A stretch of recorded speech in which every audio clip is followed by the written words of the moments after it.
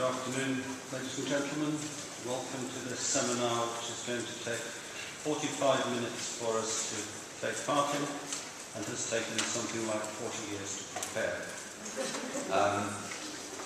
In 1973, I was teaching in Holloway School in North London, and a boy bunked off my lesson.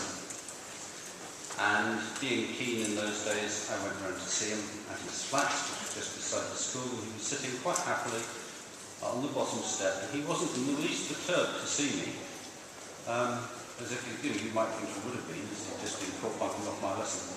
Hello, sir. All right, sir. Yeah, we're getting on all right, aren't we? I was calling Peter. Yes, sir. So, will I see you tomorrow then? Yes, sir. Thanks for coming round. Went back into school, bumped into the deputy head. You know he can't read, said the deputy head. No, I didn't. He's young these days. And I said, oh yes. He said, lots of boys in the first year can't read. This is year 7, that's how long ago that was. Lots of boys in the first year can't read. And I thought, and you're sitting, spending all your free periods, of which you get extra ones, playing cards with your pal, the senior teacher, who also gets free periods, in the common room and smoking cheroots. And that's more or less what was happening. And I found then that I couldn't walk past anybody that couldn't read, and I can't. I offer free help to anybody with a reading problem. I'm also so old that my childhood idol was a man called Bobby Charlton. And Bobby Charlton used to say that a footballer was as good as his last match, which is quite true. Well, this is my last match. What you see is a slightly slimmed down version of a note that I got on this Wednesday from a parent having taught her daughter for 45 minutes through Skype. She's in Falkirk, I was in Cambridgeshire, and her older daughter sat in. Now, it was a very clever girl, and as you can see from the top of it, it was a very, very successful lesson. You don't very often get notes saying that you've had a life-changing breakthrough for 2 children at once. But it's absolutely true, and this is possible. And what makes it possible is actually knowledge. Most people who work in the field of dyslexia have gaps in their knowledge, and one of these gaps is very often in language. They don't understand the structures of language. The structures of English, in particular, are very problematic. But we've actually managed to learn a lot about them because of the computerization of the Oxford English Dictionary, which has let people track just when changes in spelling came in and what their consequences were. So if you haven't read it, has anybody read a book by David Crystal called Spell It Out? Right. Strongly recommended for understanding why people have difficulties with learning English. And David Crystal himself, I sent this note to him, and I got a little one back, well done, D. So he was pleased. Now, moving from that to the issue of learning new languages, we have a whole different set of issues. And you will notice, if I manage to get this up properly, that I'm calling this Successful Language Learning for Pupils Assessed as Dyslexic. And you may infer from that that I don't have much time for some of the assessments.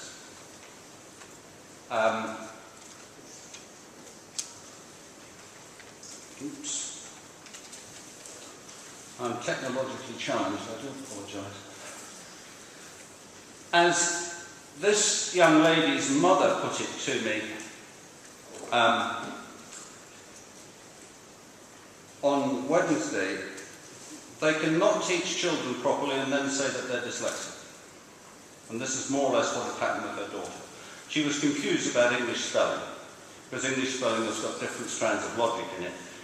And I got into this, strangely enough, through my reading teaching, because I was looking at a word like table and thinking, how on earth did table come to be spelt like that? And when you think about it, it is as obvious as anything. It's the French word table. We've got the French spelling, we've changed the pronunciation. And the one that really got me, actually, was the Christmas carol, away in a manger. What is a manger? A thing that animals eat out of. What is the French word for to eat? Manger. going to be technical about it, it's of course more as well, but you get the idea. This is where the link comes from. And these shared words run right the way through language, and in some ways they're a great help. But until we understand that English spelling is wobbly and why it's wobbly, we've got problems. And very often the people that I see with reading difficulties or spelling difficulties who've been assessed as dyslexic have just tried to find their own way through English spelling, and they haven't been able to do it, because it's an example of what mathematicians call fuzzy logic. Now, my site is there, and the offer of free help is available. It can be by Skype. Anyway, if you've got any reading difficulties in your school that people are finding intractable, give me a go. It won't cost you a penny. So, people who are assessed as dyslexic tend to have these issues. First, they don't process new material quickly. I'll explain the research behind that. Second, they are limited or slow in reading. One of my friends who was assessed as dyslexic in school, she was a classic example of making good after failure. She has a PhD from Imperial College, having started her secondary school in the C stream of a secondary modern school. And she still reads more slowly than most of us would. She reads at about 140 words a minute. Newsreaders in English and French, I timed them once, go just over 200. So she's slow, but with a PhD from Imperial College, she gets there. They're usually weak spellers in English, and this is because most approaches to spelling expect them, first of all, to apply phonic rules, which is quite right, they work about 2/3 of the time, and then to work out the rest by guesswork. It's not good enough. They often have irregular handwriting. They have weak memories or do not use their memories effectively. There was a time when psychologists would read out lists of numbers to people and then expect them to recite them backwards, as if this had got anything to do with remembering anything other than numbers that you recite backwards. But they would say that this showed a person had a poor memory. And it didn't. It showed that they couldn't do that particular task. When we're actually remembering things, we're putting them together. When we're remembering words, we're remembering syllables, we're grouping things, we're making sense of what we're doing. So the test isn't very good. And I prefer to think of them not using their memory effectively. They often have had, though, interrupted language development preschool. A lot of them have had things like temporary hearing loss or blue ear or something like that. And Professor Margaret Snowling of St John's College now, she's been elevated to be head of a Cambridge College, or Oxford College rather, and she also sent me a nice note after I'd sent her that. She's identified that most people assessed as dyslexic have had some kind of interference with language development before school starts. So, does that seem a reasonable picture? The dyslexia lookalike is very important, and it's visual stress, otherwise known as Mears-Irland syndrome. Does anybody ever find that it's uncomfortable for them to be under fluorescent light? Scattering of people. Now, I haven't got time to check this out this afternoon, but it is worth seeing if a screening kit from the Institute of Optometry would help you with that. Thank you. And do you use the lenses? Do you find they help you or not? Yes? Thank you. Now this is not, we haven't met before.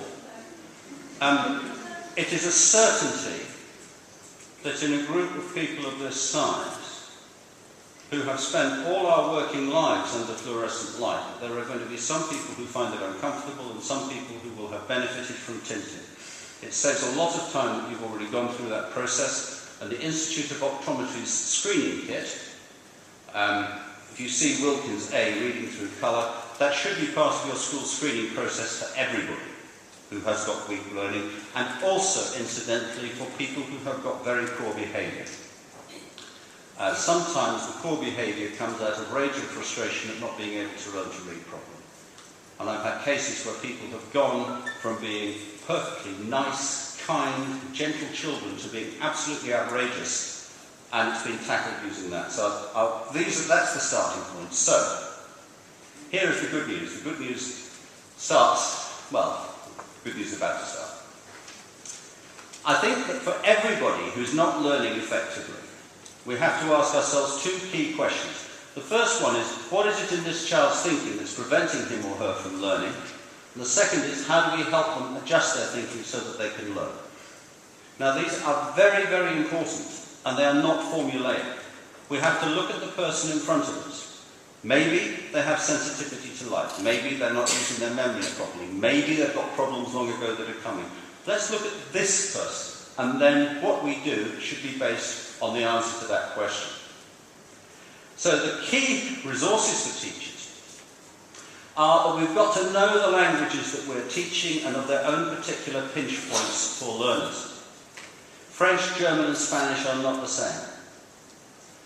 In Spanish, for example, it has about 30% more syllables per 100 words in English, and the word rate is about the same, so it's not an illusion that Spanish people tend to speak more quickly.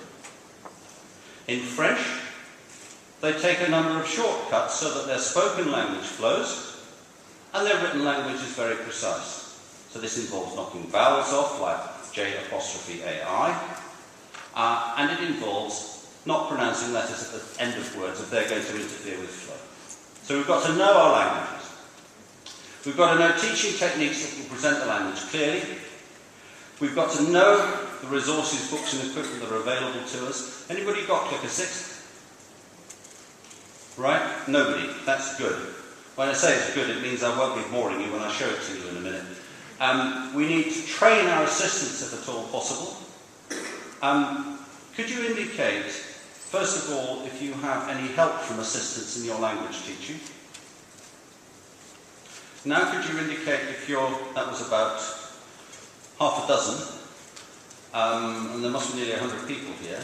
Could you indicate if your assistants have had training to help with the languages? 1. 2. It's important somehow to get that training into assistants so that they can help, even if it means they're learning alongside the pupil. Assistants that don't know what they're doing have got a dreadful tendency to do the work for the pupil rather than to help them to do it. So assistants need training. The new national curriculum. I was a member of the drafting team for the new national curriculum, and I will say that the primary elements of it is closely based on the toolkits, which let's say not closely based, but the toolkits that I developed as technical advisor for languages in Hackney had got a lot to do with it. They are, I think, a revolutionary approach to language learning for everybody. But the other thing that the new national curriculum avoids is a categoric error that kills pupils with dyslexia stone dead in the water, which is going too fast. If you give anybody full-speed language in a new language they don't understand, they have got no hope, really, of understanding it. And sometimes people say, well, it doesn't matter, they'll get it in the end. But in fact, the response of the children has very often become very frustrated and very unhappy, so that they don't understand in the first lesson. By the second lesson, they're getting frustrated. In the third lesson, if you're unlucky, then you start to get really serious misbehaviour happening. That happens in inner London anyway.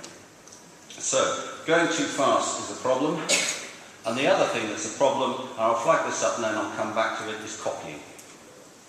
When you're copying something, you are moving your eyes backwards and forwards from the original version to your own all the time. Back, back, back, back. What you're writing isn't what you understand, but the number of letters you happen to be able to hold in your head at the time. That jerking backwards and forwards prevents the mind from making connections. And we need to get rid of it. Particularly for people who are assessed as dyslexic, we need to get rid of it. And it seems a paradox, doesn't it? Because you think, well, if they copy, at least they can do it. But they can only do it while they're actually copying. What we need to do is to have it in their mind so they can do it without any copying. And this is quite possible. And the last thing